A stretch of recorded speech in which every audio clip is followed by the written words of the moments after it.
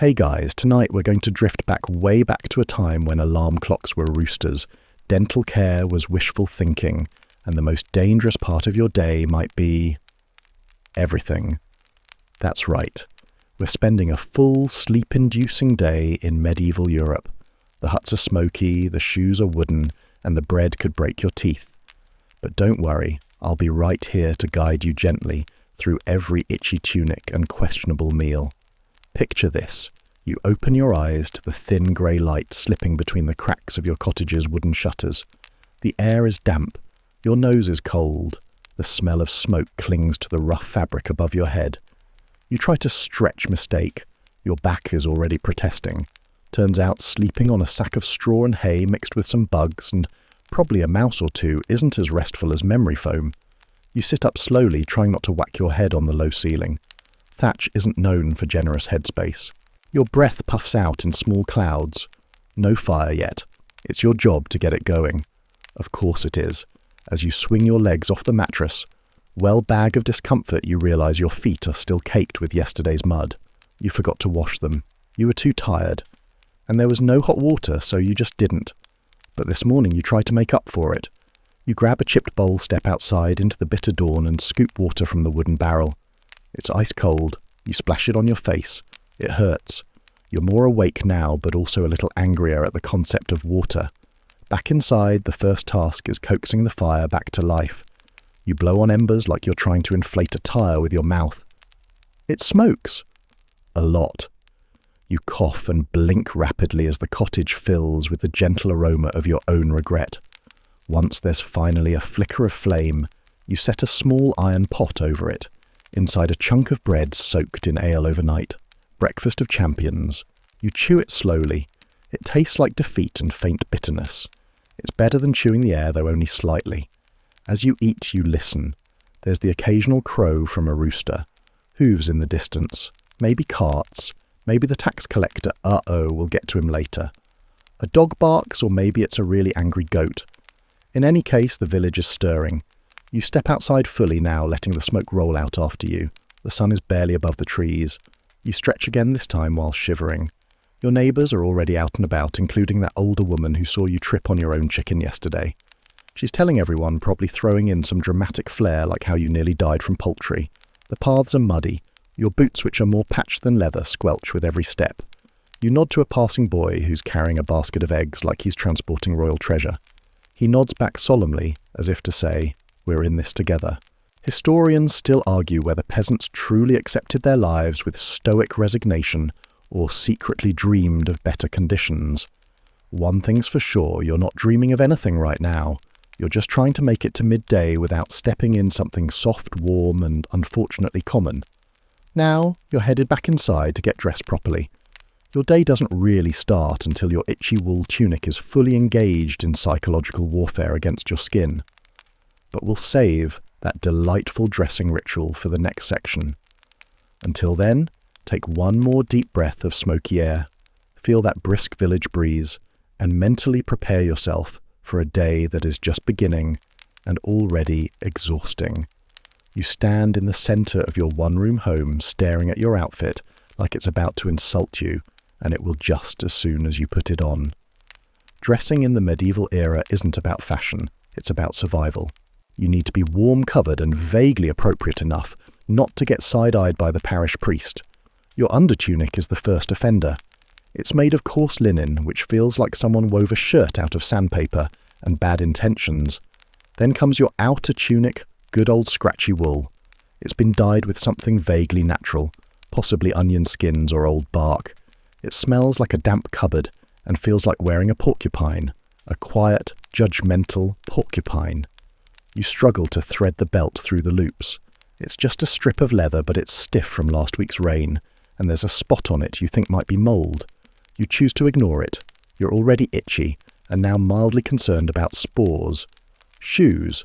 Yes, technically. They're more like bags of leather that hate feet. They have zero padding, no support, and were clearly designed by someone who wanted everyone to have blisters by lunch. You slide them on with a sigh and immediately regret it. You step outside again, now fully dressed and fully uncomfortable. The air smells faintly of wet earth and the next neighbour's breakfast. The neighbour, of course, is already watching you.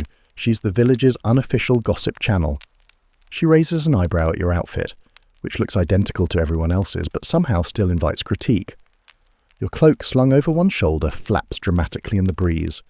This is unintentional, but makes you feel briefly important until it catches on a bush and yanks you backwards. "Morning," she calls clearly, waiting for you to say or do something scandalous. You smile politely, which only deepens her suspicion. Historians still argue how self-aware medieval villagers were about hygiene style and presentation. Some suggest peasants simply didn't care, while others claim they made surprising efforts to look respectable. Judging by your current reflection in a bucket of water, you lean toward the barely surviving theory. You try to smooth your hair. It's unwashed, uncombed, and sticking out in ways that defy gravity and logic. You give up and tie a strip of cloth around your head, which makes you look like you're about to challenge someone to a cabbage duel. Next on the agenda, check your pockets. Well, you have one. It's a cloth pouch tied to your belt. Inside a pebble you found last week that looks like a tiny face, half a piece of cheese wrapped in a leaf, and a rusty nail you're saving just in case. For what? Who knows? But you feel reassured having it. With your garments secured and your dignity loosely stitched together, you make your way down the muddy path toward the village square. Your shoes squish. The wind sneaks up under your tunic. You realize this is probably as good as you're going to feel today. As you walk, you pass your neighbor's goats. One of them makes direct eye contact with you, then headbutts the fence. A power move. You nod respectfully. A pair of children run by, trailing string behind them like it's the height of entertainment, which, honestly, it kind of is. They giggle and yell your name. One of them throws a stick and calls it tax relief. You're not sure if this is satire or just imaginative peasantry at its finest. Further along the lane, you overhear two men arguing about whether bread should be baked twice or once. It's a heated debate. You think about weighing in, but you don't have the emotional bandwidth to fight over carbohydrates before breakfast. It's around this time that you start to notice the smell. Not one smell, many. Layers. The village has a scent profile, mud smoke, damp wool livestock, and something sweet that might be mead or might be decay. It's hard to tell, but after a while, you don't mind it. It's weirdly grounding. You stop to adjust your belt again, which has now begun trying to saw your torso in half. The mouldy spot has grown, probably feeding off your fear. You make a mental note to trade for a new one if belts can even be traded. Or maybe you'll just fashion a rope. That's probably what medieval innovation looks like, fashioning a rope and pretending it's on purpose. You finally reach the village green just as the morning fog starts to lift. The trees shimmer with dewbirds chirp lazily, and someone's goat is screaming again. You take a breath, feeling, dare you say it, a little proud. You're wearing your entire wardrobe, none of it fell off, and only 3 people laughed at you so far. Welcome to hour 1 of surviving medieval life. You're clothed, technically fed, and still upright. That's a win. You're dressed marginally awake and already questioning your life choices. But the day waits for no peasant. It's time to begin your actual tasks, and they're neither thrilling nor optional. First, though, you must contend with your least favourite part of the routine goats. The goats live in a crude wooden pen behind your home. You built it yourself, which is generous phrasing. It's really just a collection of crooked sticks held together with hope and a few resentful knots of twine. The goats know this. They test it daily. One in particular, whom you've nicknamed Lucifer, already has his head between 2 fence slats as if daring you to challenge him. Milking the goats is your job because apparently fate decided you would specialise in chaos management. You approach cautiously with a battered wooden pail offering a firm good morning that's more for your nerves than the animals. They stare blankly, chewing, plotting. You crouch beside the least hostile one and begin the gentle, rhythmic work of milking. It's oddly calming until a hoof slams into your shoulder. The goat doesn't even apologise, just flicks its tail and snorts as if to say, "You're lucky I don't have thumbs." You persevere, finishing the task with a pail that's mostly milk and only slightly hoof dirt. Success. Kind of. As you stand, you hear a thud. Lucifer has escaped the pen again and is now standing on your woodpile, chewing your cloak. You run over arms, flapping like a deranged bird trying to shoo him down. He responds by peeing in place and bleating triumphantly. You consider whether you have the upper body strength to launch a goat into orbit. You probably don't. Historians still argue how much livestock care dominated the average peasant's daily life. Some claim it took hours. Others argue animals mostly roamed freely and villagers just crossed their fingers. Based on your morning so far, you suspect goats were invented purely as a test of human patience. Once the goat is grudgingly back inside the pen, bribed with a turnip, you secure the gate with a piece of rope and a whispered threat. You then turn to the next task, hauling water. Again. The village well is a short walk from your home, which is convenient if you enjoy carrying sloshing buckets with handles that cut into your palms. You pass a few neighbours nodding greetings. One of them is barefoot. She claims it improves circulation. You suspect she just can't find her shoes. At the well, you wait your turn behind a man named Osric, who talks to his bucket like it owes him money. He finally leaves muttering and you lower your own rope, feeling the familiar tug as it hits the water. The wooden bucket fills with a glugging sound. You pull it up, hand over hand, the rope biting into your skin like an overly affectionate cat. You balance the heavy bucket carefully as you walk back. It spills anyway. Of course it does. By the time you reach your home, you've lost a quarter of it to the ground, and your tunic smells like pond. Again. You pour what's left into the water barrel outside your home. It mixes with yesterday's batch, which may or may not have something living in it.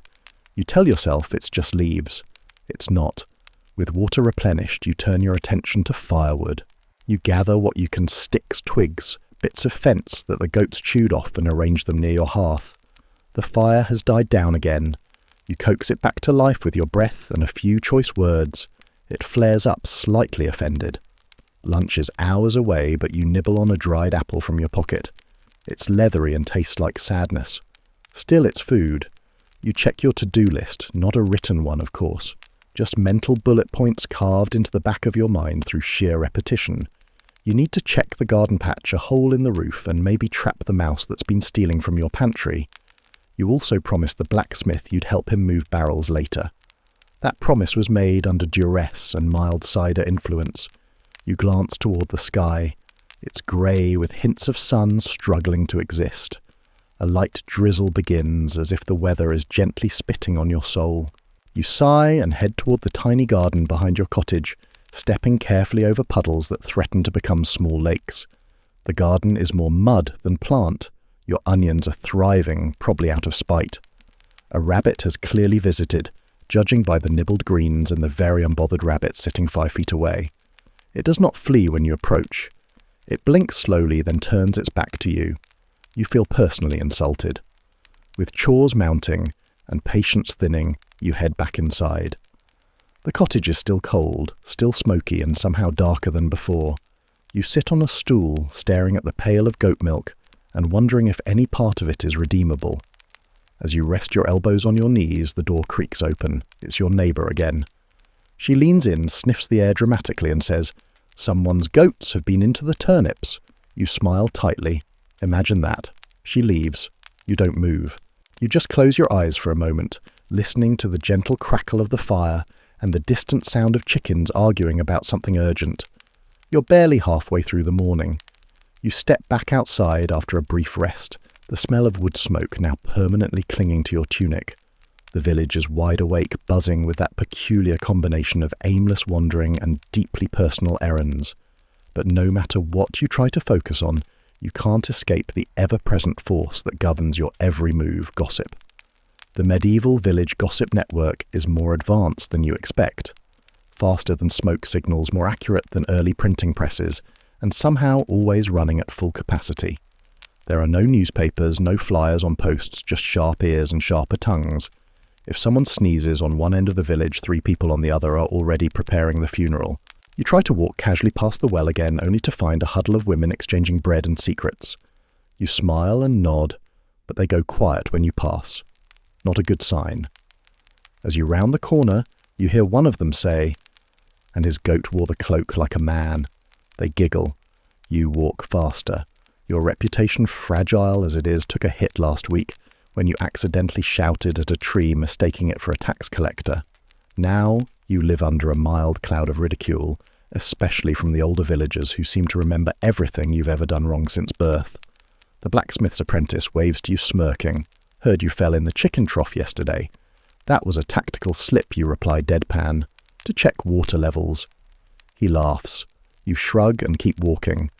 Historians still argue whether gossip in medieval villages functioned more as community policing or entertainment. Realistically, it's probably both. People talk to feel connected, or to pass the time between goat attacks and feudal taxes.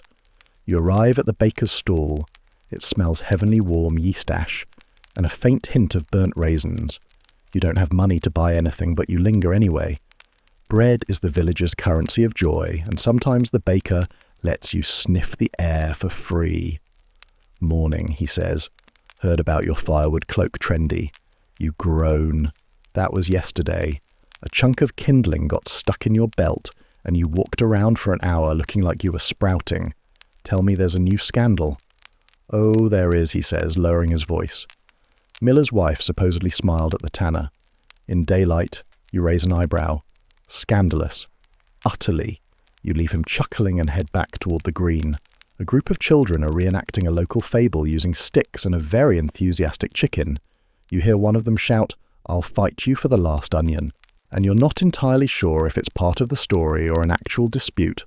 In the distance, you spot the parish priest. He walks slowly as if gravity is still deciding whether he's welcome on earth. He nods at each villager he passes, murmuring blessings or commentary. It's hard to tell the difference.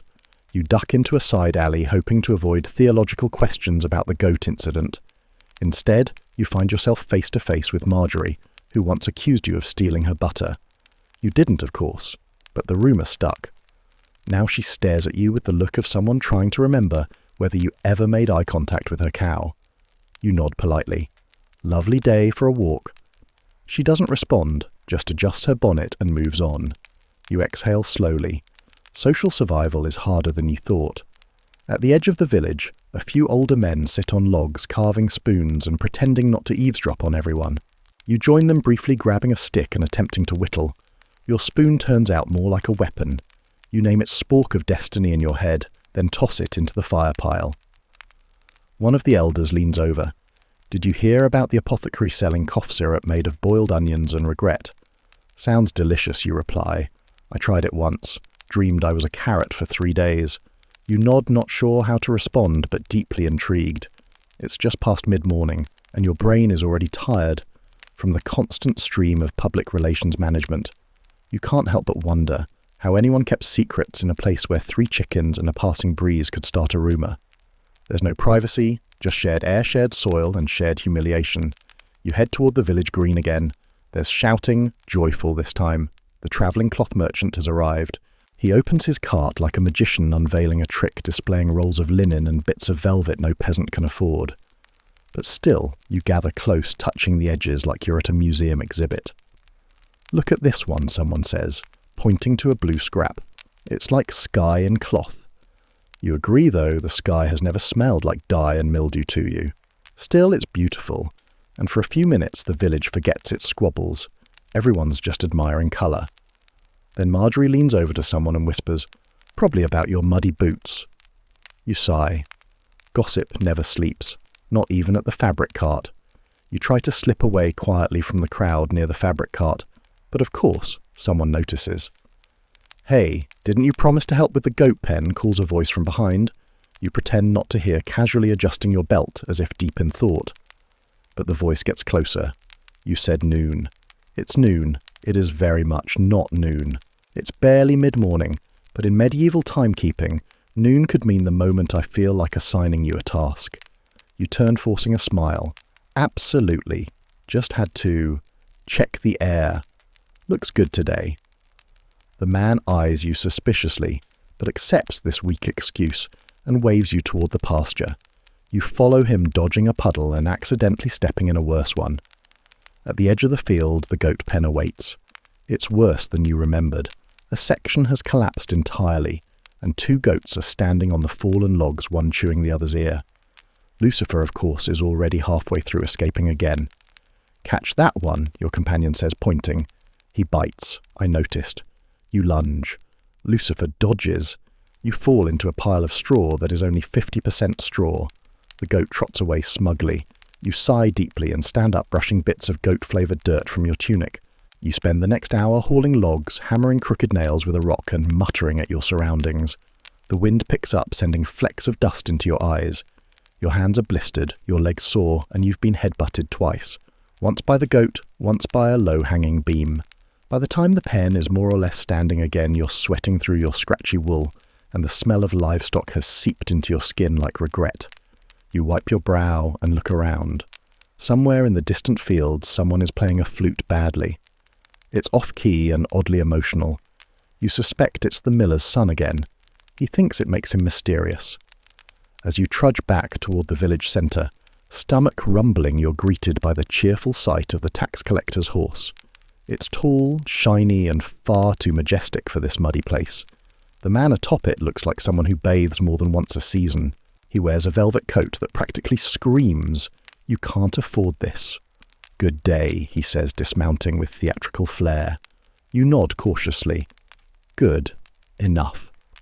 He begins his rounds, knocking on doors and loudly declaring the king's need for silver grain or livestock, mostly silver. You try to walk past him without drawing attention. "Ah, you," he says. "Of course. I already paid you lie. It's a weak lie. You never pay on time." He raises a brow. "Your records say otherwise." "You keep records, yes. In my mind, seems unreliable." He doesn't laugh. Instead, he pulls out a small pouch and opens it expectantly. You check your own pouch. Inside, 1 copper coin, half a piece of string, and that same pebble that looks like a disappointed face. "I can offer a pebble with strong emotional energy. You try." "Payment is due," he replies flatly. Historians still debate whether medieval taxes were consistent or wildly improvised. From your experience, it's both. Sometimes you're taxed for your harvest. Other times for your fence leaning too hard. Once someone was fined for overly confident bread. The tax collector gives you a week. You nod solemnly, already planning what part of your roof can be sold for firewood. He moves on to your neighbour who pretends to faint. It doesn't work. He taxes her while she's on the ground. You finally make it back to your doorstep heart-heavy coin pouch light. You sit on the stoop and watch as the clouds drift lazily above, trying not to think about the blister on your thumb that looks like it's growing a second blister. From somewhere in the alley behind you, a cat yowls, then hisses, then silence. Probably won a fight. You respect that. Your stomach growls loudly. Lunch is soon, but not soon enough. You consider chewing your shoelace, but it's more dirt than leather now. You stand again and brush yourself off, trying to find dignity under layers of goat hair and humiliation. You think about hiding from the rest of the day in your cottage, but it still smells like singed straw and boiled onion. Better to stay outside where the breeze occasionally smells like something other than despair. You walk to the edge of the green where someone has laid out a few rough wooden benches. A woman is selling mushrooms that may or may not be food. You nod to her. She nods back. No one speaks. You sit, stretch your back, and try not to look like you're evaluating whether a mushroom could be dinner. The tax collector is still making his rounds, the goats are bleating indignantly, and a small child is repeatedly shouting "Mud Wizard" at a nearby tree. You sigh, long and slow. This is your life now, and the barley stew can't come soon enough. Lunch is finally within reach. Not because you can smell it or because someone has called out, but because your stomach has begun issuing legal threats. You shuffle back toward your cottage, passing the same patch of grass you always trip over. Today is no exception.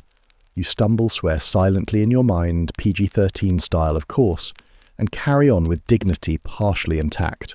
Inside the fire is still going a small miracle, considering how much the kindling resembles wet celery.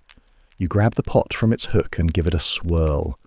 Inside is the most medieval of meals, barley a chunk of yesterday's root vegetable, and something that may have once been meat. Could also be mushroom. Could also be nothing.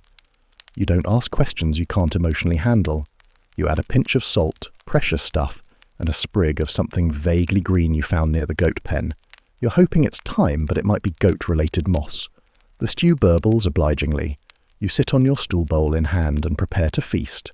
Feast is an overstatement. The stew is more suggestion than substance. It tastes like soggy grain with hints of damp. You chew thoughtfully, looking at the wall and trying not to feel your soul leave your body out of sheer culinary boredom. Still, food is food.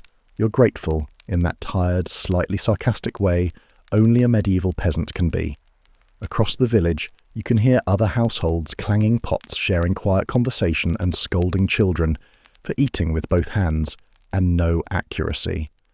You finish the last bite, wiping the bowl with a crust of bread so hard you could use it as a weapon. In fact, you do. You swat a fly with it. Success. Historians still argue just how varied peasant diets were. Some say you'd eat the same 5 ingredients forever. Others argue villages had more diversity thanks to foraging and trade. Your mouth, currently full of grain and low expectations, is inclined to believe the former. As you clean your bowl with a rag that definitely isn't clean, there's a knock at the door. It's not ominous, it's just your neighbour's kid. She stares up at you holding something in her hands.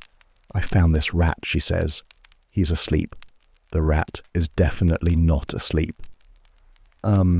Lovely, you manage. Why don't you take him back to where he was dreaming? She nods solemnly and toddles off. You make a note to boil your doorknob later, or replace it with a stone. After lunch, it's time for the midday prayer bell. It tolls with the enthusiasm of a cow with a cold.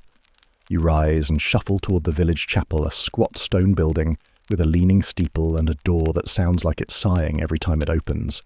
Inside, it's dim and chilly. Candles flicker.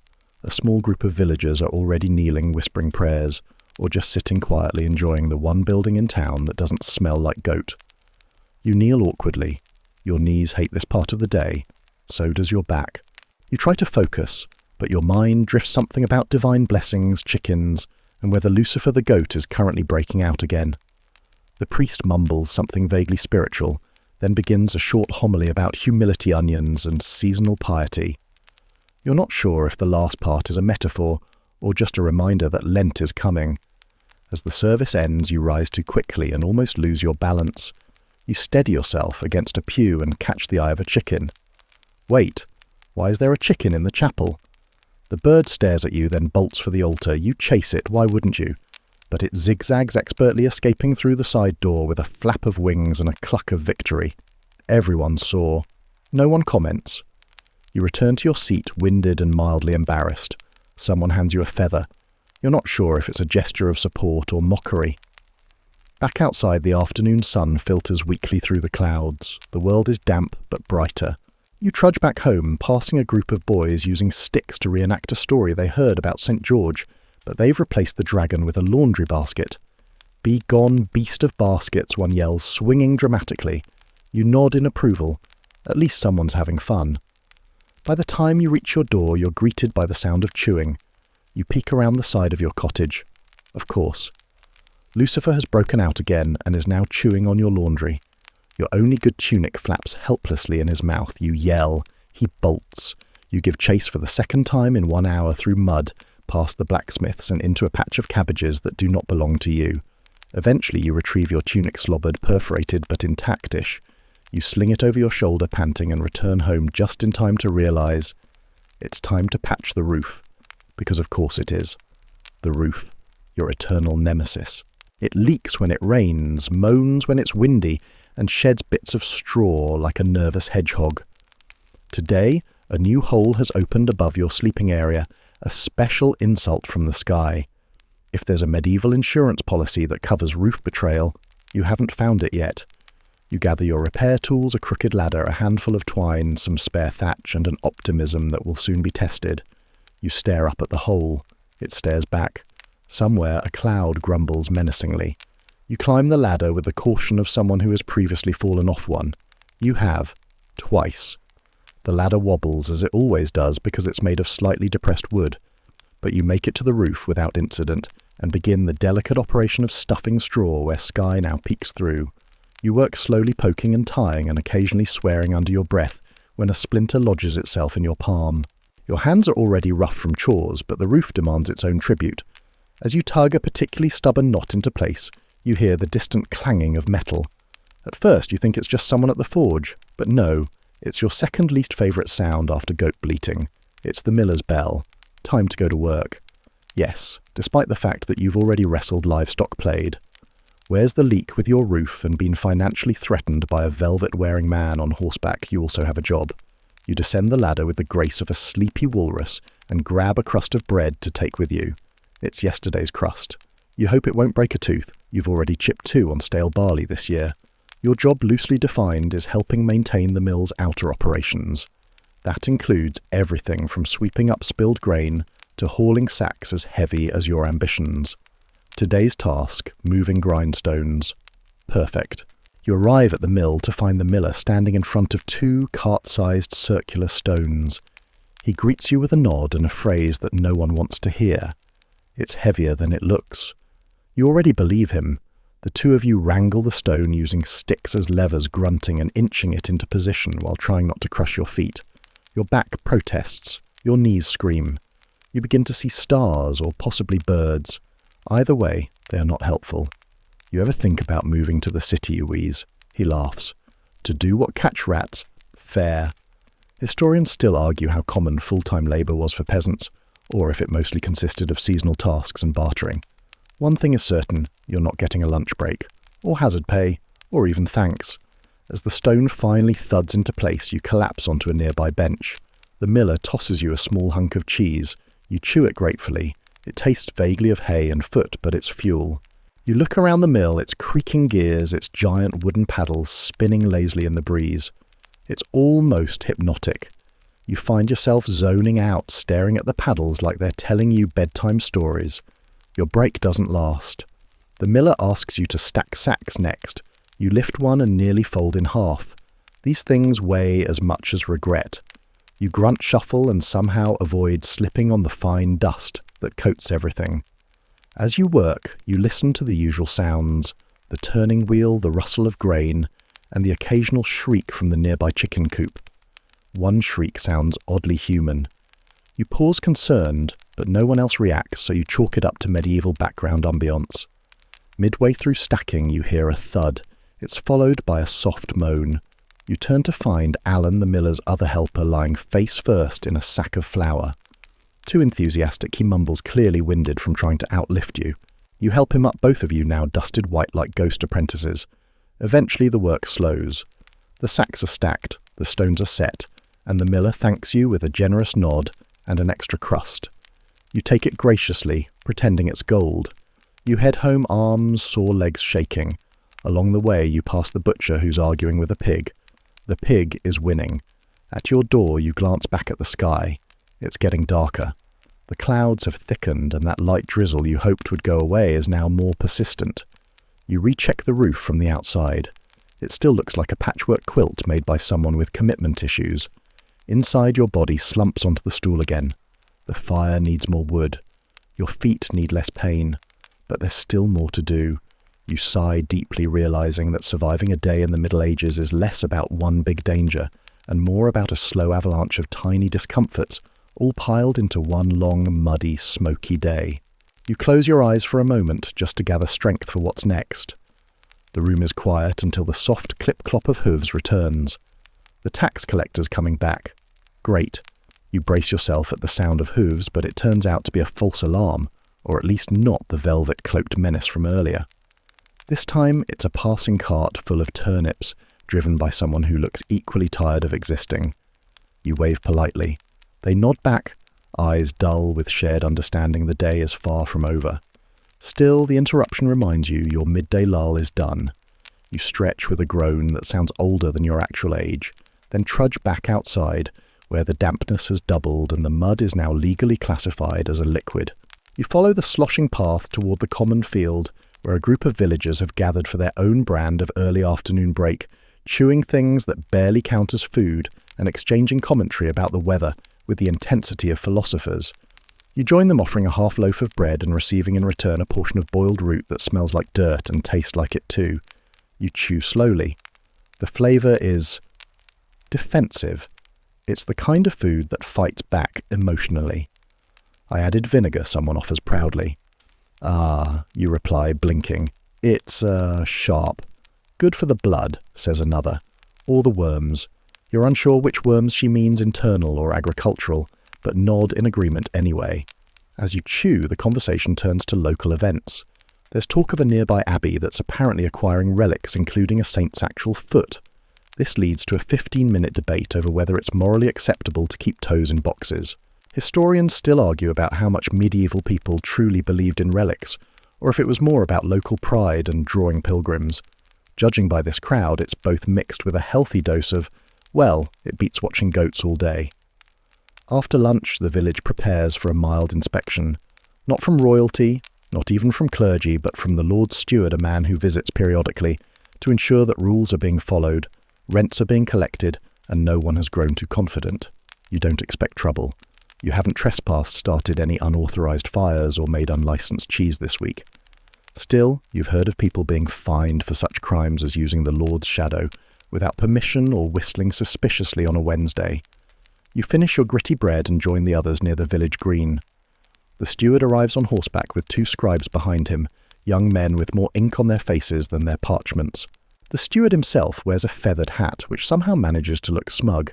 He reads from a scroll naming offences and collecting minor payments. Broken fences, late dues, mysterious smells. When he gets to you, he pauses. Fence leaning too far into the path, he announces. You blink. It's a fence. They lean. Not that much. The fine is minor but still painful. You pay with a sigh and a copper you were hoping to save for candle wax. As he continues down the list, your attention drifts. A dog chases a goose past your legs. The goose chases back. You quietly root for the goose. Once the steward leaves, the village exhales. People disperse. You sit on a log and contemplate the concept of law and order in a society where smiling at the mill is technically a taxable expression. Your reflection is interrupted by the appearance of the local tanner, who smells exactly like you'd expect a man who spends his days boiling animal hides to smell. He offers you a sniff of his latest project. He's proud. You lean in, nod politely, and try not to lose consciousness. Made this glove from squirrel, he says. You don't know what to say to that. It's, small. Delicate work, he replies, beaming. You excuse yourself before he offers you a squirrel hat. As you head back toward your home, you notice a commotion near the centre of the village. People are gathered around the herbalist, an older woman with more plants in her hair than in her basket. She's set up a small stall with various concoctions, dried leaves, odd-smelling salves, and what appears to be a jar of bee legs. You approach curiously. Got anything for back pain, lizard oil and lavender, she says without hesitation. Or ground snails for longer effect. You nod slowly. What's the texture chewy? You decide your back pain is manageable. Historians still debate whether medieval medicine was more superstition than science. Based on this exchange, you suspect it was more like imaginative persistence. As you wander back, the drizzle becomes a full rain. You pull your hood up, which doesn't help. It's soaked through in minutes. Mud cakes your boots. Your cloak smells like old goat. Still, there's something calming about the rhythm of rain on thatch. You pass a small group huddled under an awning discussing dreams. One claims to have seen a glowing stag. Another says he flew above the village in a bread oven. No one questions this. Dreams are sacred here, or at least good for storytelling. You slip into your cottage, remove your cloak and hang it near the fire. Steam rises off it like a ghost fleeing your shoulders. You settle onto your stool once again, contemplating how barley and disappointment somehow sustain the human body. The afternoon still stretches ahead. The chores never really end. But for a moment you sit still, warmed by fire and tired muscles, knowing that in this endless loop of mud and mildew, you've survived another hour. And honestly, that's no small feat. The rain taps steadily on the roof like a tired bard practicing a lullaby. Outside, the world is wet, slick with mud, and rapidly descending into what you might call advanced sog. Inside your cottage, you're trying to find a way to dry your socks without setting them on fire. Again. You hang them from a stick propped near the hearth, watching them drip onto the same patch of floor that's always slightly damp no matter what you do. You're convinced your cottage has invented its own microclimate, possibly tropical. It's that strange in-between part of the day, not quite late afternoon, not quite evening. The rain has driven most people indoors and the village settles into a brief hush. You think briefly about taking a nap. But then you remember the chickens. Your chickens have a long history of insubordination. They break into things. They steal crumbs. One of them once made eye contact with the priest during Mass and crowed dramatically. Today they've invaded your kitchen again. You catch one pecking at your bread stash. You lunge. It escapes. You dive again, knocking over a stool, grabbing feathers and curses mid-air. At last, you succeed in corralling them back outside, only to discover the door no longer latches. You barricade it with a bucket. It feels symbolic. As you sit back down, breathless and now missing one sock, they took it. You saw a knock sounds at the door. It's your cousin Elric, who has the unique ability to show up when food is mentioned, and leave before any work starts. He enters without waiting. Heard you had stew. I had stew. Past tense. He looks disappointed. Ah, well, I came to warn you Madge thinks her neighbour's got the plague. You blink. What neighbour? She wasn't specific. She is the neighbour. Exactly. You both stare at each other in silence for a long moment. Plague rumours aren't unusual. This is the third one this month.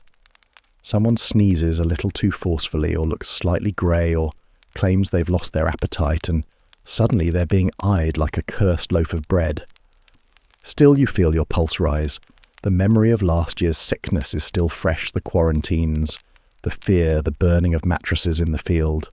No one wants that again, especially not when you've just started rethatching your roof. Elric shrugs and helps himself to a seat near the fire. I'm sure it's nothing, probably just old age. She's 38. In medieval years, that's respectable. You swat him with a rag and throw another log on the fire, trying not to picture black spots and fevers. Historians still argue over how widespread panic really was during local plague outbreaks. Some say communities adapted quickly, others claim mass hysteria was the norm. All you know is that you're not going near Madge's fence anytime soon. As Elric drones on about a chicken who started nesting on his chimney, you're only half listening. Your eyes wander to the window. Rain still falls, but it's lighter now, gentler. The world outside is glistening. Muddy, yes, but glistening. You see a boy skipping through puddles wearing no shoes and a hat made from a bucket. He waves. You wave back. The light fades slightly. You rise to light a small candle stub, setting it in a cracked ceramic dish. The glow is warm but dim. Like most things in your home, it functions just enough. Elric stands. Well, I best go. That chimney hen gets fussy at dusk. Tell her I send my respect. I won't. She's very proud. He leaves and you're alone again. The quiet feels heavier this time. You poke at the fire, watching sparks rise and vanish. Suddenly a loud clatter comes from the back wall. You jump. A moment later, it happens again. You grab the nearest object, a wooden spoon, and tiptoe to the sound. Another clatter. You peek around the corner to discover the cause, a large rat perched on your shelf, staring at you like it owns the place. You freeze. It freezes. There's a beat of mutual assessment. Then it takes your last apple and vanishes through a hole you didn't know existed. You sigh. Loudly. Of course. You make a mental note to plug that hole tomorrow. Maybe, if it's not raining, or if you're not being visited by feudal lords or rogue livestock. You sit again, reaching for a small cloth bag you keep under the bench. Inside are your nice things, a seashell, a smooth stone, a bit of green glass that might once have been part of a goblet. You run your fingers over each one, grounding yourself. These treasures have no monetary value, but in a life full of barley and mud, they're a quiet joy. You tuck them away as the candle flickers, shadows dancing across the walls. The chickens have settled for now. The rat has retreated. Elric is hopefully not spreading rumours, and you're still here, still breathing, still surviving, just 1 hour at a time. The rain slows to a mist as you step outside again, breathing in the damp, earthy smell of late afternoon. Everything glistens, faintly rooftops puddles and the backs of disgruntled ducks. The light has taken on that mellow golden hue that makes even muddy roads look almost poetic. You know better, of course. That road will still suck the shoe right off your foot if you step in the wrong spot. But for now, there's a strange peace in the sogginess. Then you see it. A man in a long coat and hat that's too pointy to be trusted is pacing near the edge of the green. It's the steward's assistant, which means yes, it's time for more rule enforcement. You consider hiding. In the compost pile. In the well. Inside your own sock. Too late. He sees you. Ah, citizen, he says, using the formal tone of someone who thinks paper scrolls are magical. I have here a record of a fine issued 3 months ago regarding... He squints. Suspicious whistling after curfew. You blink. I don't know how to whistle. He squints harder. Was it perhaps interpretive humming I was dreaming out loud? That's legally adjacent. You hand over the last copper coin you'd tucked in your sock for emergencies. He inspects it, bites it rude, then nods and walks away. You stare after him, resisting the urge to hum aggressively. Historians still argue how strictly medieval laws were enforced. In some regions, minor offences were barely noticed. In others, you could be fined for thinking about bread too enthusiastically. Your village falls somewhere in between, strict on paperwork but inconsistent with logic. You wander toward the mill pond to clear your head. The water is calm, reflecting the overcast sky. A duck watches you suspiciously. You nod to it, unsure why. Nearby, a few children are attempting to construct a dam out of twigs, mud, and whatever snacks they can pocket from their parents. One holds up a frog like it's a ceremonial offering. Another declares the frog is now mayor. You smile briefly before a sudden squelch beneath your foot reminds you that you're standing in what used to be solid ground. You extract your boot from the muck with a slurp, then shuffle back toward the main path. On your way, you pass the thatcher's house. He's on the roof again, muttering to himself, and jabbing the straw like it owes him money. You ask if he needs help. He declines. The roof listens, he whispers. You keep walking. As you round the corner toward the alewife's cottage, you hear music. Well, an approximation of it. Someone's playing a hurdy-gurdy. The sound is somewhere between charming and confused goose. A small crowd has gathered sipping weak cider and pretending the tune is intentional. You're handed a wooden cup. It smells of apples and bad decisions. You sip carefully. It tastes optimistic. A little sour, but surprisingly smooth.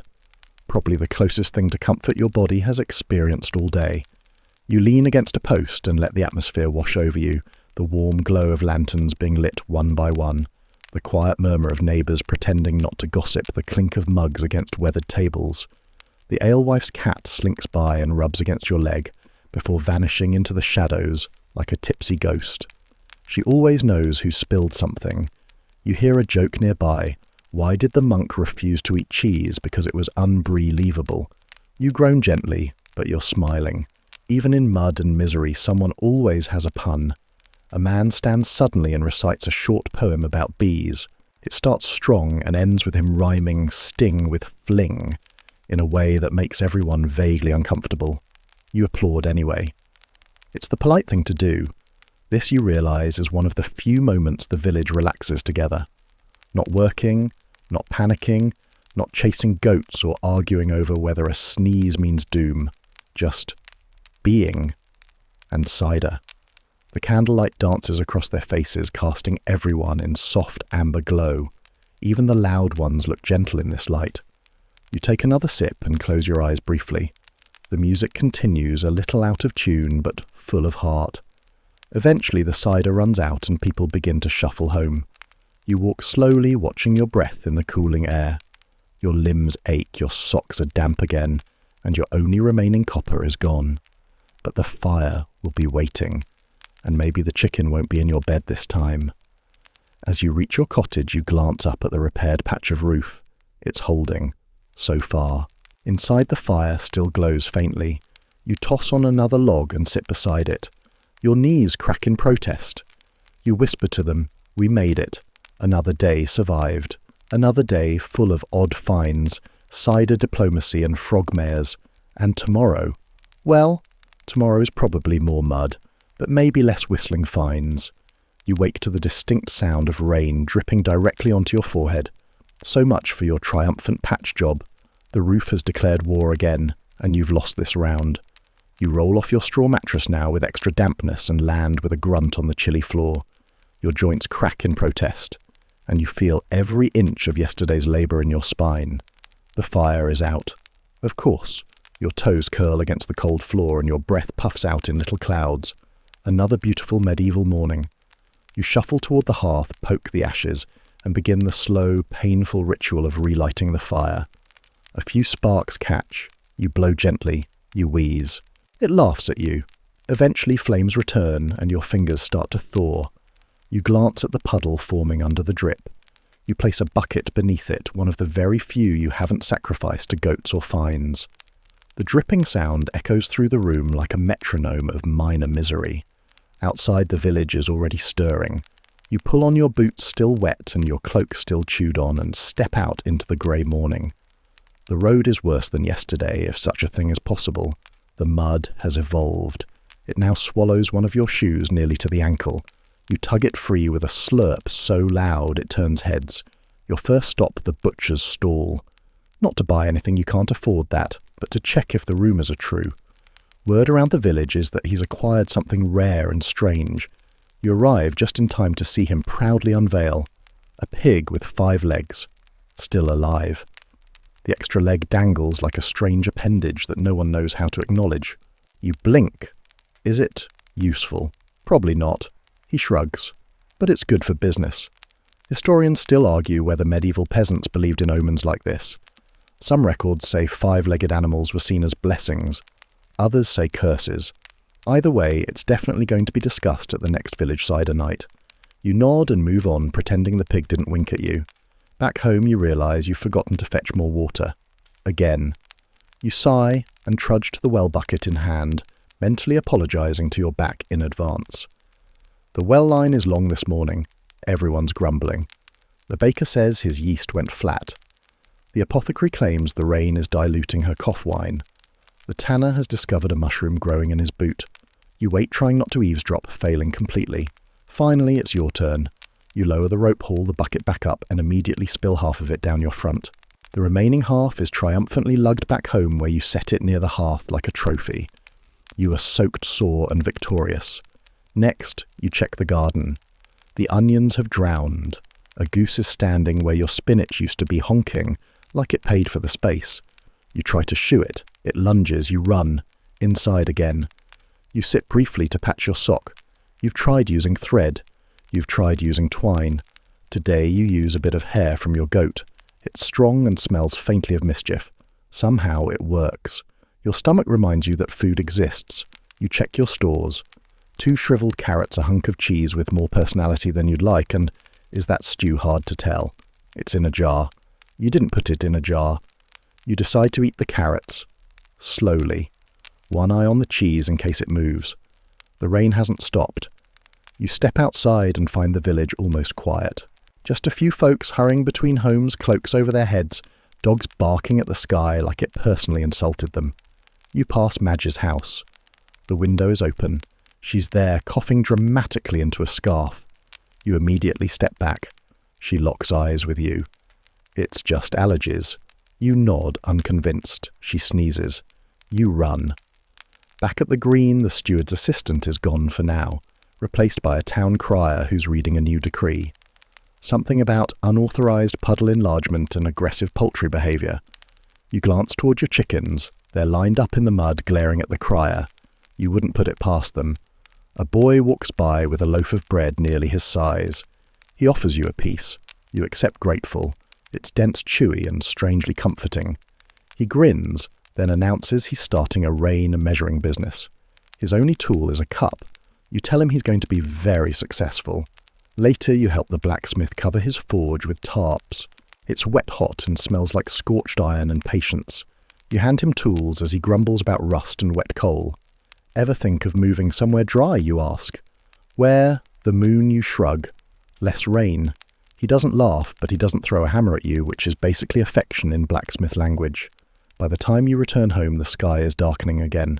You light your last candle, peel off your damp cloak, and wrap yourself in a slightly less damp blanket. The bucket under the leak is full again. You empty it, return it to its place, and sit on your stool, staring into the fire. You survived another damp, draughty, duck-filled day. The 5-legged pig haunts your thoughts, but only briefly. Then you fall asleep in your chair mid-blink, dreaming of dry socks and villages where the roofs don't drip directly onto your forehead. You wake slowly curled on the stool knees, stiff neck angled like a broken marionette. The fire has gone out again. The bucket under the leak is overflowing. Outside, a rooster crows, sounding as though even he is sick of this place. You roll to your feet with a creak like an old door. Today's first priority, aside from pretending your spine isn't made of gravel, is a visit to the apothecary. Your knees have begun making a noise that is less pop and more crunch, and you suspect it's time for some medieval medicine. The apothecary's hut is crooked, low-ceilinged, and smells like pickled moss. Bottles, jars, and bundles of herbs hang from the rafters, many of them labelled with alarming names: Bee-lung saint's whistle and wart bramble mild. You duck inside, already sneezing from the scent of dried mint and mystery. She greets you in her usual way. What's wrong with you today? You gesture vaguely. My joints are making threats. She nods solemnly and rummages behind a shelf.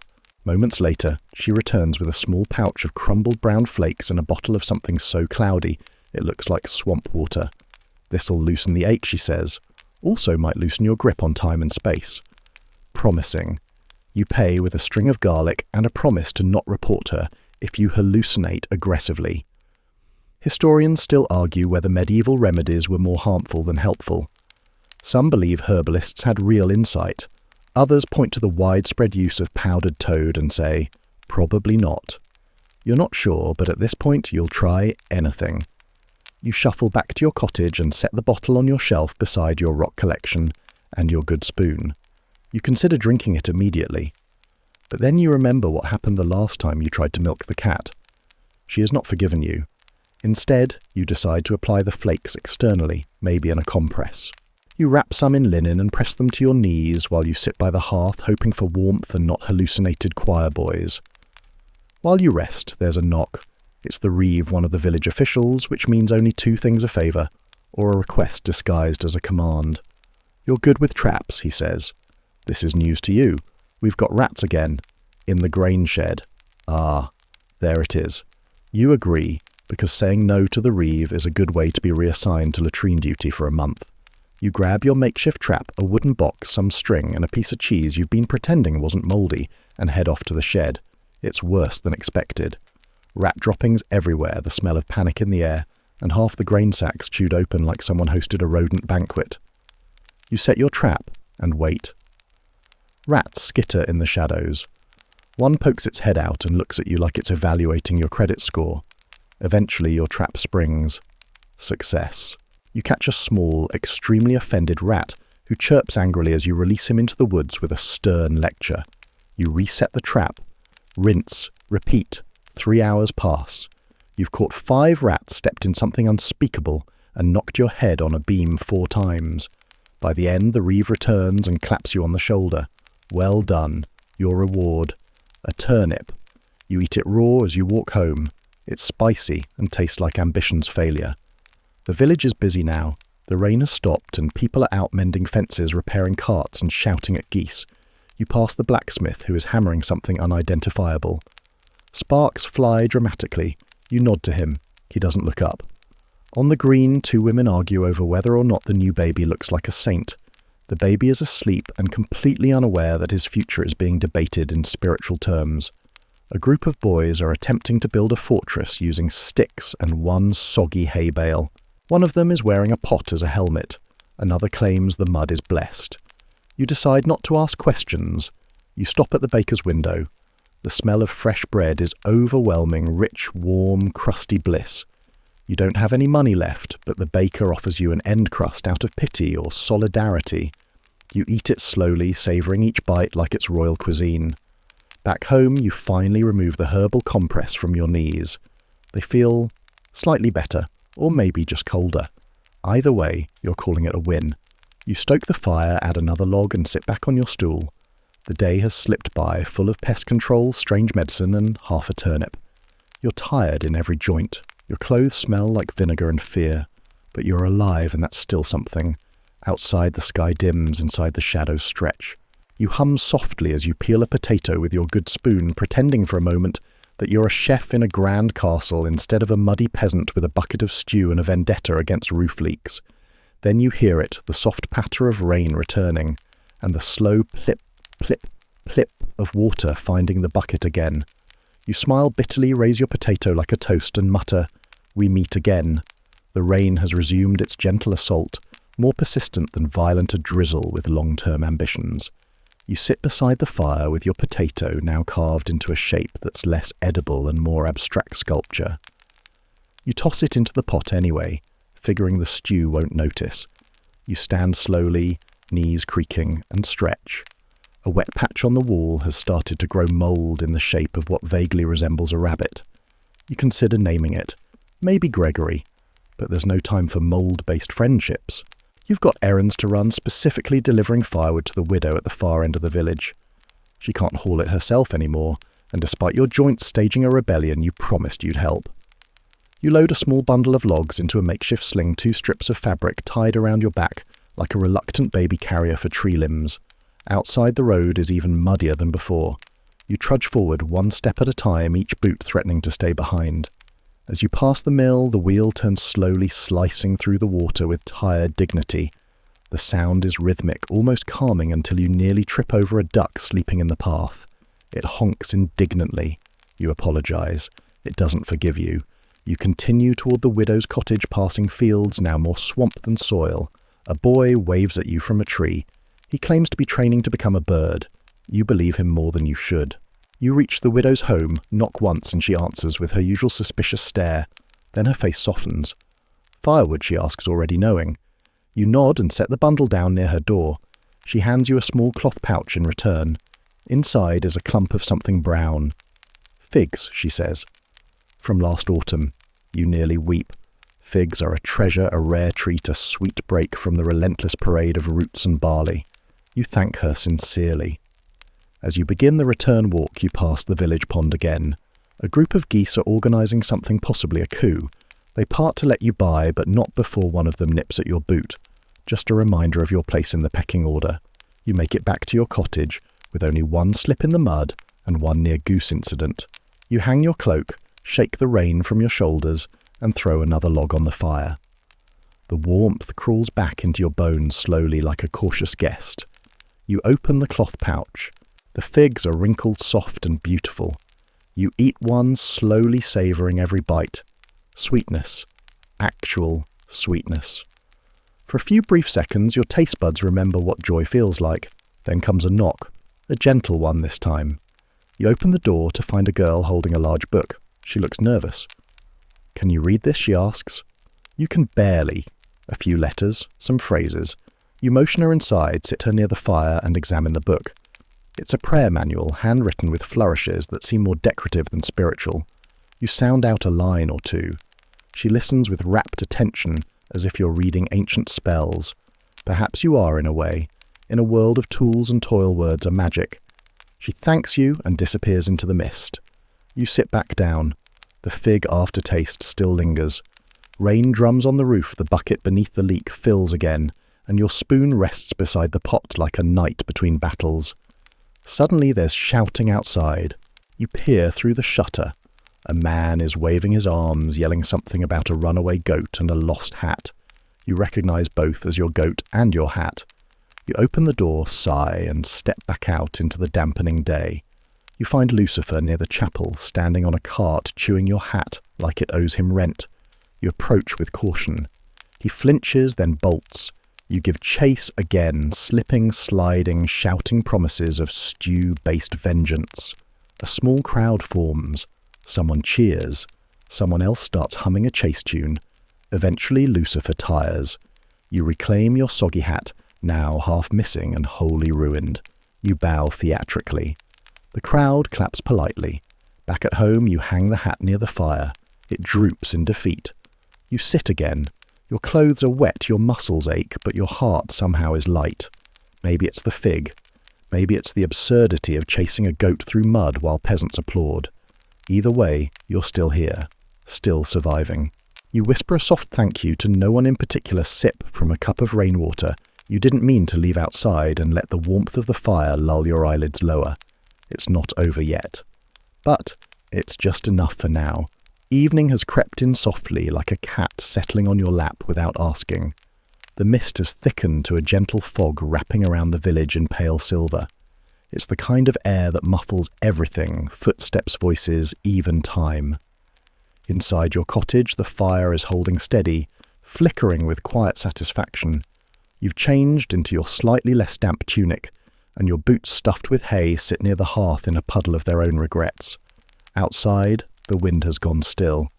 For once, the world feels momentarily at rest, which naturally means it's time for dinner, or something resembling it. You retrieve your stew pot from its hook. Inside is something, a blend of vegetables, old root ends, barley, and what may or may not have been a beet at some point in its life. You stir it gently, adding a pinch of salt from your dwindling stash, and a few dried herbs that smell like a forest floor after a rainstorm. You ladle it into your bowl and sit down by the fire. Across the room your bucket drips steadily. The leak has not improved, but you've come to accept it as background music. The stew is hot, thick and earthy.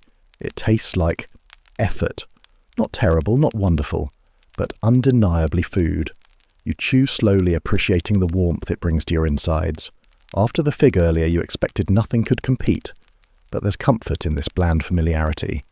You're halfway through when the door creaks open. It's Uncle Gerald. He's not your real uncle. No one knows whose uncle he is. But he's always around, always appearing at mealtime with suspicious timing and wide, hopeful eyes. "Evening," he says, patting his belly as though it's contributed something. You sigh. There's stew. He beams and sits down with the relief of a man who's just avoided cooking again. You ladle him a bowl. He eats noisily, nodding between bites. Then he pauses, spoons in hand, and says the thing no one wants to hear after beans and root vegetables. "I think this stew might be giving me the rumblings." You freeze mid-chew. Please, not again. But it's too late. The inevitable symphony begins, a slow crescendo of digestive protest that builds like a drum roll of doom. You edge away from him on the bench. He pats his stomach again, looking both pleased and betrayed. "I added the dried turnip." "Might have been too bold." "Too bold," you echo quietly. You throw open the shutters, letting in the cool fog, and hope it can hold its own against Uncle Gerald's atmosphere. Historians rarely talk about flatulence in peasant life, but rest assured it was real, it was frequent, and it was often blamed on the stew, the beans, or weather spirits. You suspect Gerald might be a weather spirit. He finishes his bowl and stands. "That was grand. I'll be off now just in case." You nod grateful. He leaves in a rush, likely seeking shelter from judgment. Alone again, you clean your bowl and put the pot back over the fire, where it'll stay warm for tomorrow. You open the window a little wider, just in case. You sit again, thinking you might finally get some quiet, but then you hear it, the hum of voices outside. Storytelling time. You grab your cloak, the one not chewed by goats, and step out into the damp. A small group has gathered near the chapel where someone has lit a torch. They sit in a circle on low stools and logs mugs in hand blankets wrapped around shoulders. You find a spot and settle in just as old Tom begins his tale. He's a wiry man with a beard like a broom and a voice made for putting people to sleep or to mild fear. Tonight's story is about a fish the size of a cart that once swallowed the Reeves cousin whole. No one believes him, but no one interrupts. That's part of the custom, let the tale run wild. The fish apparently had a taste for buttons. It spat out the man's coat, but not his pride. There's laughter. Even you chuckle. Then Marjorie begins a tale. Hers always involve curses, mysterious woods, and chickens with second sight. This one features a haunted outhouse that tells your future. It's weird. It's comforting. A child asks if ghosts wear hats. A debate breaks out. Someone insists ghosts are always barefoot. You're pretty sure you've never seen one wearing shoes. The stories wind on. The fire crackles. People sip cider. A dog wanders into the circle and lies down like it owns the place. Someone gives it a biscuit. You feel a kind of calm that's rare and heavy, like a quilt settling on your chest. Historians note that storytelling was essential to peasant life, not just entertainment, but community glue, a way to share memories, fears, dreams. Tonight, you feel that truth in your bones. Eventually someone yawns. The circle begins to dissolve. You head home slowly, cloak pulled tight, the night air cool and rich with damp leaves and distant fire smoke. The path glows faintly in the torchlight. A frog hops across your boots. Inside, you hang the cloak, toss a fresh log on the fire and stretch. You rub your knees. You stare at the leak bucket. It's full again. You empty it with a sigh, but you do it with a smile, because the stew was warm. The stories were funny. The dog looked happy. And Uncle Gerald, thank goodness, is someone else's problem for the night. The candle flickers as you sit by the hearth, staring into the fire, like it might tell your future. The warmth on your face is comforting, especially after that long evening outside, wrapped in damp wool and laughter. Your knees still ache, but the ache is old familiar, like a neighbour who borrows things and never gives them back, but waves politely anyway. You sip the last of your lukewarm cider and look around the cottage. Everything is exactly where it always is, slightly crooked and mildly damp. Your spoon rests on the windowsill. Your boots stuffed with hay are now gently steaming, and somewhere in the rafters a spider is making suspicious progress toward your drying sock. You decide it's time for hygiene, or at least your version of it. You gather what little you need, a bucket of rainwater, a rag that's only mildly stiff, and a fistful of sage and rosemary, which the apothecary swore would smoke the evil out. Whether she meant spiritual evil or general body odour remains unclear. You light a small bundle of herbs and wave it around like a sleepy wizard. The cottage fills with smoke, your eyes sting, and the floor now smells like an overcooked feast. You splash water on your face. It's cold. It always is. You scrub your arms with the rag, which works more as exfoliation by friction than actual cleansing. You sniff your shoulder. It smells vaguely herbal. That counts. You scrub your feet next, wincing as the water highlights every splinter, every goat bite, every blister you've earned this week. There's mud in places that defy the laws of footwear. Historians still debate how often medieval peasants bathed. Some say weekly, some say seasonally, and a brave few suggest it was just whenever the smoke outpaced the stink. You're on the smoke plan. You change into your sleep tunic, a shapeless, soft thing that might once have been a curtain. It smells of dust and dreams. You lie on your straw mattress, adjusting the sack of old rags that serves as a pillow. Something crunches. You ignore it. The roof groans. You hope it's just the wind and not Gregory the mould rabbit moving again. You pull the blanket over yourself. It's scratchy but warm. The fire crackles quietly. You're just drifting off when the sound comes again, a scraping at the door. Not loud, not threatening. Just scratch, scratch. You sit up slowly. Open the shutter just a hair. It's a cat, probably the alewife's. It stares at you, then meows like it owns both your soul and your stew. You let it in. It hops onto the bench, curls into a loaf, and immediately begins snoring. You're not mad. You're oddly grateful. Company is rare, and this one doesn't ask for favours or fig payments. You lie back again, listening to the night. Crickets, wind through thatch, distant laughter from someone still awake, a chicken clucking in its sleep, probably dreaming of grain. The bucket drips once, then again. Drip, drip. You count them like a lullaby. Your body sinks into the mattress. Your mind drifts, and then the banging begins. Someone is pounding on your door. Frantic. You sit up so fast your head spins. You swing open the door to find Osric, the man who talks to his bucket, wild-eyed and out of breath. It's the alewife he pants. She's missing. You blink. Did she say she was going somewhere? No, she never leaves the cider barrel. This is indeed troubling. You throw on your cloak, grab your walking stick, not for walking, but in case of geese, and follow Osric through the fog. The village is alive again. Lights flicker in windows. People whisper on doorsteps. Chickens pace like tiny angry detectives. Someone is ringing the chapel bell far too enthusiastically. At the alewife's cottage, the door hangs open. Inside, silence. A spilled mug. A missing shoe. You step cautiously inside. The cat's not here. She always feeds the cat before bed, someone whispers. She never misses bedtime, someone else adds. You nod slowly. Something is off. You search the cottage. Nothing. Except you pick up the mug. Still warm. Cider clings to the rim.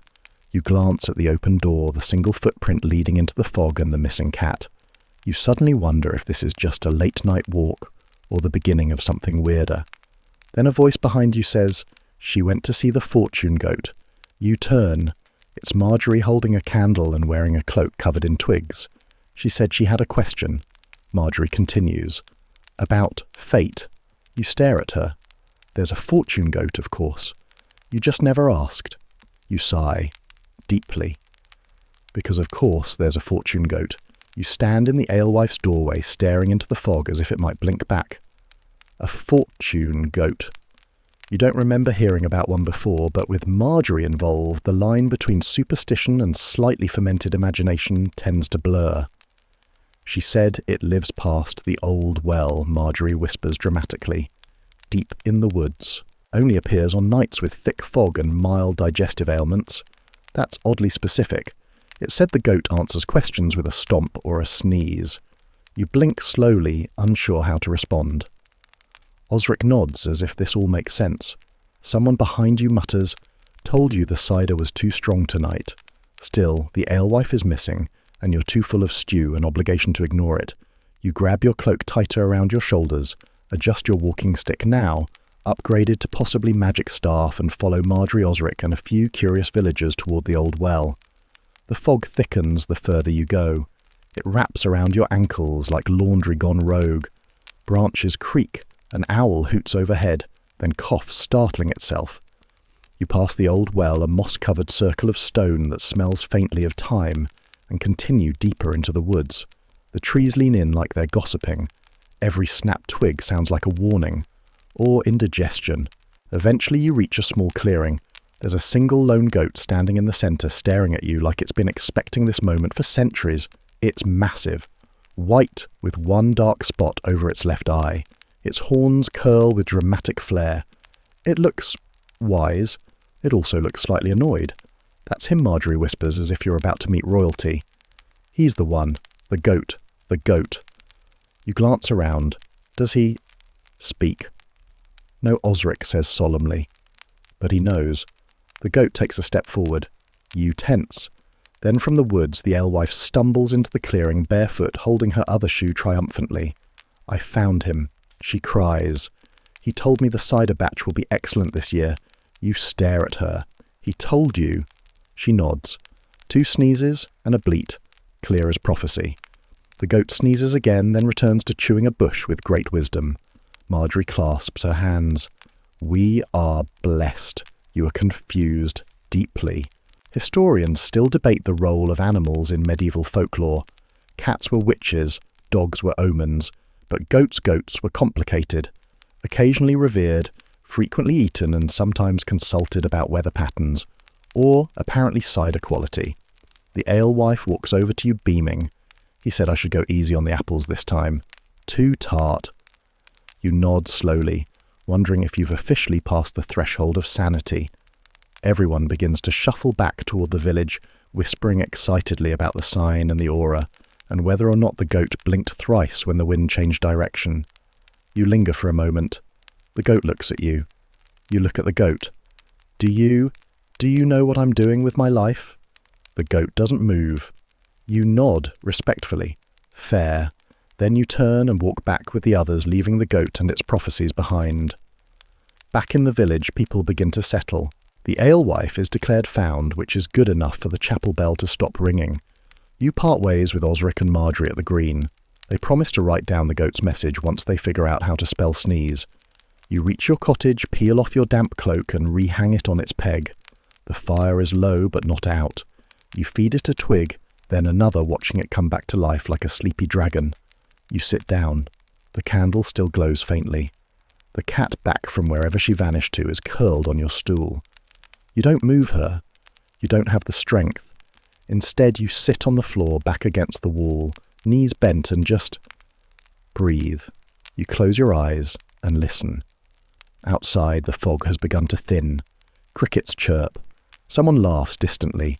The chapel bell creaks gently in the wind, no longer ringing, but still swaying like it remembers. You smile faintly, drifting between thoughts. The day has been strange, but then they all are. One long dance between mud chores and myth. The goat may not be magic, or maybe he is. Either way, tomorrow you'll have to patch the roof again. But tonight, you rest. You lean your head back, let your breath slow, and allow the fire's warmth to blanket your bones. The cat snores. The bucket drips. The world, just for a moment, feels still. The next morning arrives, not with bird song, but with a dull thunk from the roof, as something, possibly a pine cone, possibly your personal dignity, slides off into the mud. You open your eyes, slowly blinking at the blurry ceiling, unsure of what century you're in. Your back informs you that you're definitely still in the Middle Ages. The cat stretches on your chest, yawns in your face, then hops off, without so much as a thank you. Typical.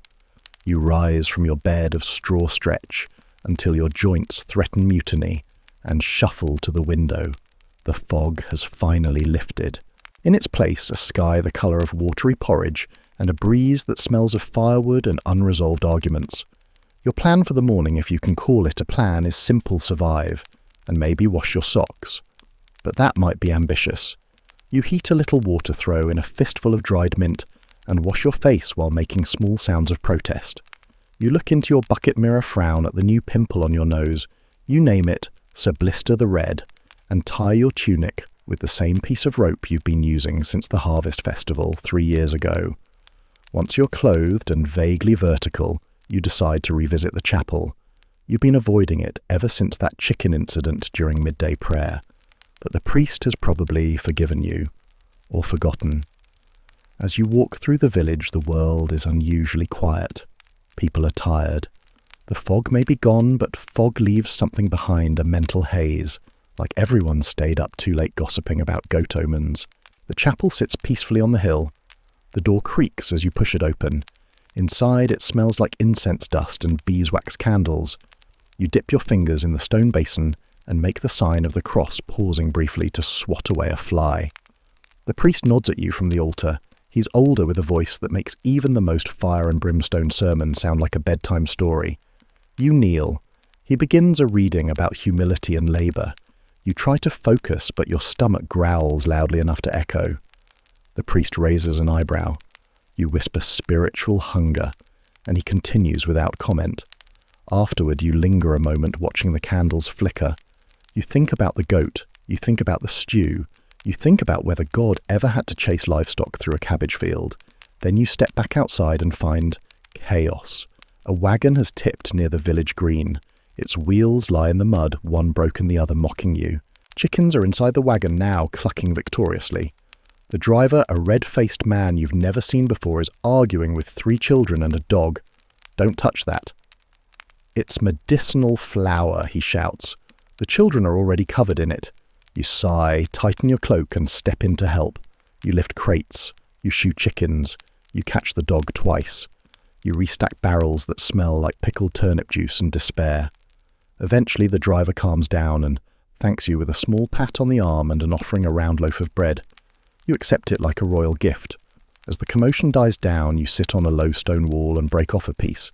It's dense, slightly sour, and filled with tiny seeds you can't identify. You chew thoughtfully as Marjorie sits beside you. Did you dream of anything strange, she asks.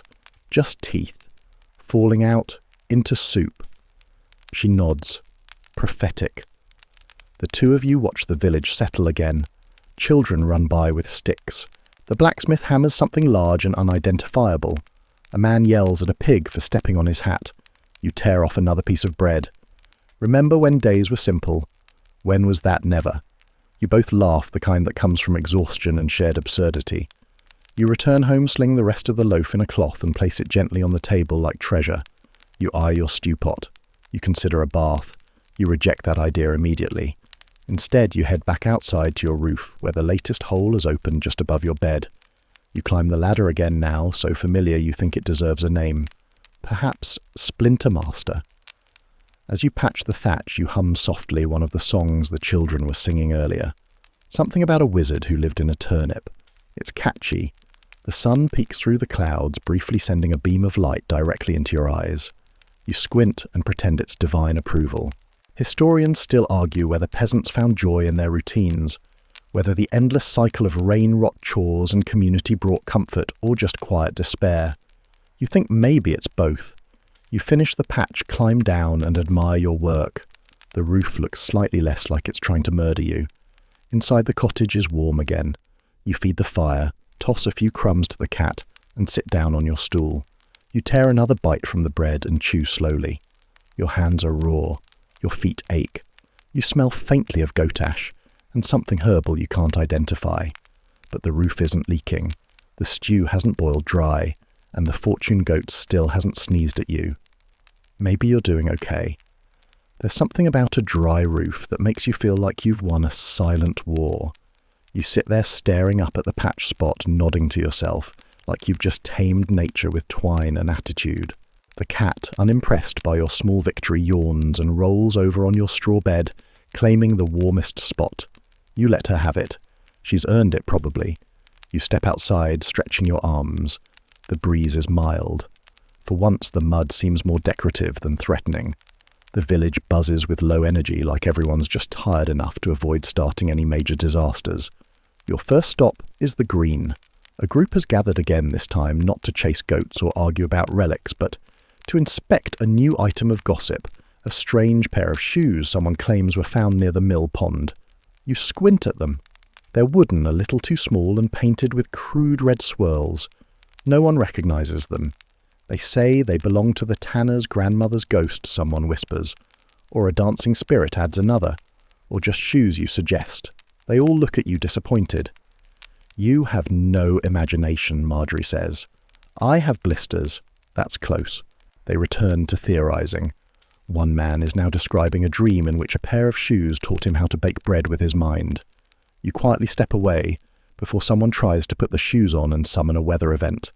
Next, on your vague mental checklist, checking the compost pile. A thrilling activity. But it needs turning, and it's your turn. The compost pile is less a pile and more a living creature at this point. It steams faintly. It moves when you poke it. You're fairly sure it once whispered your name. You grab a stick and begin the noble task of poking decomposing vegetable peels and straw until it looks vaguely rotated. A chicken joins you, possibly to help, more likely to judge. As you work, you hear a shout in the distance. Then another. You look up. A man is running down the path, waving a stick and yelling, "Fire, fire," you drop your stick, where he pauses out of breath. Sorry, false alarm. It's just the baker's new oven. Very smoky. You pick up your stick again, muttering something under your breath about overzealous lung capacity. By now, it's midday. The sun has actually emerged pale, but earnest. You take a moment to sit on a log near the green, close your eyes, and let the warmth settle on your face. Someone hands you a piece of honeycomb. You don't ask where it came from. You chew slowly, enjoying the sticky sweetness. For a moment, everything is okay, until someone says, "The miller's pig is missing." You open one eye, the 5-legged one the very same. You sigh and stand up, wiping your hands on your tunic. Of course the pig is missing. The search party assembles quickly. You and a group of villagers begin checking barns, root cellars, and suspiciously pig-shaped bushes. The tanner insists the pig is hiding due to shame. The priest suggests it's divine punishment for unnatural anatomy. Eventually you find it in the grain shed, standing on a barrel looking entirely unrepentant. It snorts once and continues chewing something it shouldn't. You herd it back with gentle coaxing and a few firm nudges. The pig farts in protest. You pretend not to hear it. Back outside, a child greets you with a string tied around a stick. "I made a fishing rod," he declares. "Are you going fishing?" "No." "I'm fishing for clouds." You nod solemnly. "You'll need good bait." He runs off before you can elaborate. Back at your cottage, you peel off your outer layer of mud and contemplate a second lunch. Not because you're especially hungry, but because chewing is the closest thing to entertainment at this hour. You reheat the stew now, thick enough to stand a spoon in. You chew slowly, watching the fire flicker. Outside, birds chirp. Inside, the cat dreams of conquest, twitching her paws as if chasing mice or tax collectors. Then suddenly, a sound at the window. You rise cautiously. A face peeks in, Alan the blacksmith's helper. "Come quick," he says, eyes wide. It's the shrine. You follow him through the village, curiosity outweighing caution. At the edge of the forest path, the villagers are gathered around a small stone shrine that's always been there, always ignored. But now someone has left an offering. An egg, a perfect egg, balanced on a leaf. With a small carving beside it, a chicken wearing a crown. The crowd murmurs. A sign, someone whispers. A message. A prank, you say. No. Marjorie gasps. A prophecy. You back away, slowly resisting the urge to laugh. The villagers are now debating whether they must elect a chicken king. Someone nominates the alewife's rooster.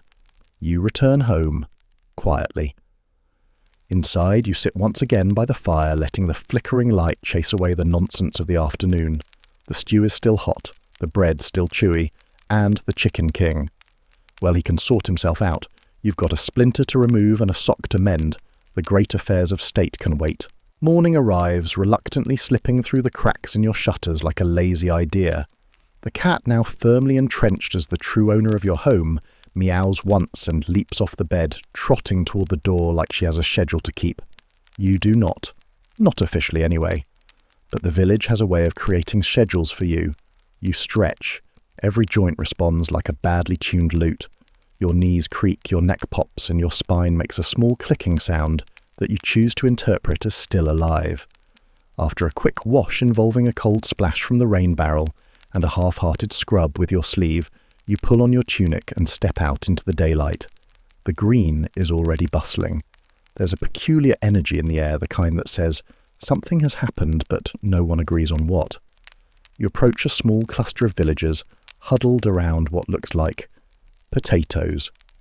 You peer over a shoulder. Yep, potatoes. But someone's carved faces into them. The work of fairies, a woman mutters.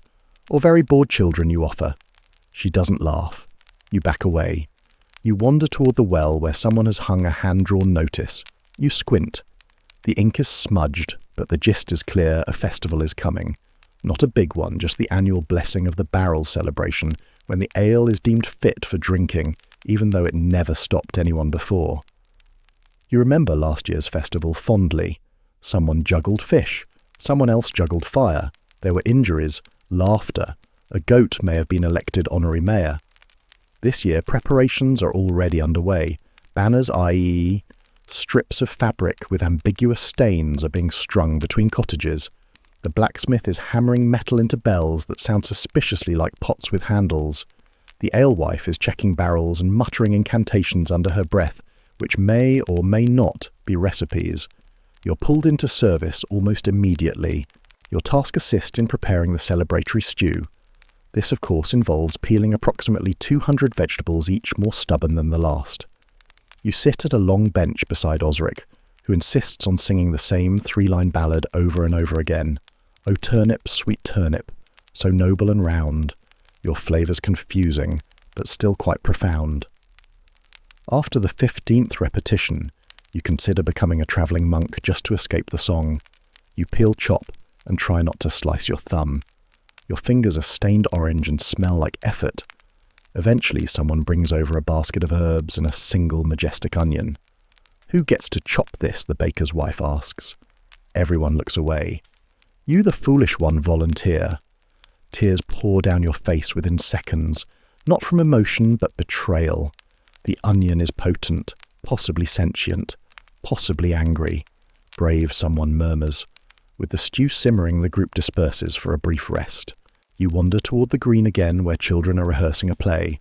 The plot seems to involve a bear, a knight, and a sentient loaf of bread. You're intrigued. A girl in a cabbage costume bows deeply. A boy dressed as a torch forgets his line and improvises with a dramatic "I am fire." The adults applaud like it's a royal performance. You cheer too, because any attempt at art deserves applause when you live in a world where your socks freeze indoors.